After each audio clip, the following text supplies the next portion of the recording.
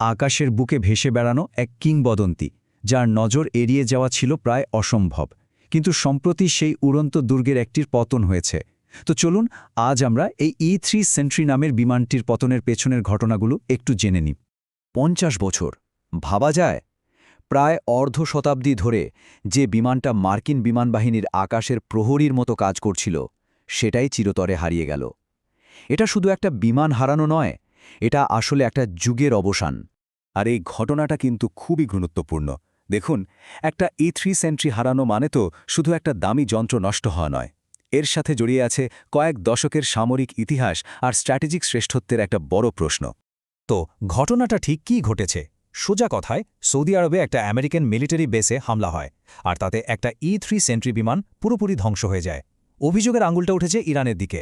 আর এটা তো কোনো সাধারণ যুদ্ধবিমান ছিল না, আর সেজন্যই ব্যাপারটা এত বড় একটা খবরে পরিণত হয়েছে। কিন্তু প্রশ্নটা হচ্ছে, মাত্র একটা বিমান ধ্বংস হওয়া নিয়ে এত কথা কেন? এই E3 সেন্ট্রি জিনিসটা আসলে কি? এর সামরিক গুরুত্বটাই বা কতখানি? চলুন এই ব্যাপারগুলোই একটু ভেঙে দেখা যাক। একে বলতে পারেন আকাশের বুকে উড়ে বেড়ানো একটা মোবাইল কমান্ড সেন্টার।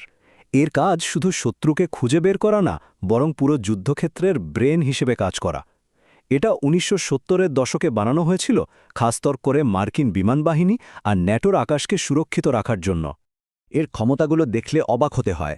সবচেয়ে আইকনিক ফিচার হলো এর মাথার উপরের ওই বিশাল ঘূর্ণায়মান ডোমটা। ওটা 360 ডিগ্রি অ্যাঙ্গেলে চারপাশে শত শত কিলোমিটার পর্যন্ত নজর রাখতে পারে। মানে শুধু শত্রু বিমান বা মিসাইলই না, মাটিতে বা পানিতে কি হচ্ছে তার একটা কমপ্লিট ছবি তুলে কমান্ডারদের কাছে পাঠিয়ে দেয়। এই একটা কথাই কিন্তু বিমানটার পুরো কাজটা বুঝিয়ে দিচ্ছে। আকাশে ভেসে থেকে এটা কমান্ডারদেরকে পুরো যুদ্ধক্ষেত্রের একটা লাইভ ম্যাপ দিয়ে দেয়, যা সঠিক সময়ে সঠিক সিদ্ধান্ত নেয়ার জন্য একদম অপরিহার্য। তো এই যে এত গুরুত্ব, এটা কিন্তু একদিনে তৈরি হয়নি।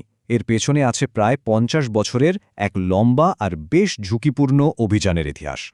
1970-এর দশকে যখন এটা প্রথম সার্ভিসে আসে, তখন থেকেই দেখুন স্নায়ুযুদ্ধের টেনশন থেকে শুরু করে প্রায় প্রত্যেকটা বড় সংঘাতে এর ডাক পড়েছে। যেমন প্রথম ইরাক যুদ্ধের সময়, মানে অপারেশন ডেজার্ট স্টর্মে, এই বিমানটাই কিন্তু মিত্রবাহিনীকে আকাশে একচ্ছত্র আধিপত্য এনে দিয়েছিল, যা পুরো যুদ্ধের মোড় ঘুরিয়ে দেয়। এরপর আফগানিস্তান বলুন বা 2003-এর ইরাক যুদ্ধ, সবখানেই এর উপস্থিতি ছিল অপরিহার্য। তার মানে এটা পরিষ্কার যে E3 সেন্ট্রিক কোনো সাধারণ বিমান ছিল না। এটা ছিল আমেরিকান মিলিটারি স্ট্র্যাটেজির একটা অবিচ্ছেদ্য অংশ, তাদের আকাশের চোখ। তো ইতিহাস তো জানা গেল, কিন্তু এবার বর্তমানে ফেরা যাক। একটা E3 সেন্ট্রি হারানোর ফলে আমেরিকার সামরিক সক্ষমতায় ঠিক কতটা প্রভাব পড়তে পারে?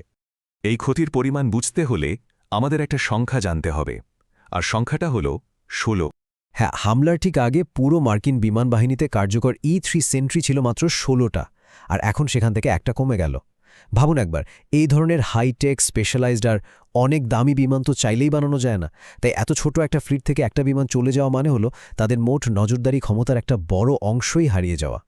শেষ পর্যন্ত প্রশ্নটা এখানেই এসে দাঁড়ায়, মধ্যপ্রাচ্যের মতো একটা অস্থিতিশীল জায়গায়, যেখানে প্রতিটা মুহূর্তের খবর রাখাটা জরুরি, সেখানে এমন একটা স্ট্র্যাটেজিক গোয়েন্দা অ্যাসেট হারানোটা আমেরিকার জন্য কি নতুন চ্যালেঞ্জ নিয়ে আসবে? এই একটা হামলা কি ভবিষ্যতের কোনো বড় সংঘাতের ইঙ্গিত দিচ্ছে? ব্যাপারটা কিন্তু ভাবার মতো।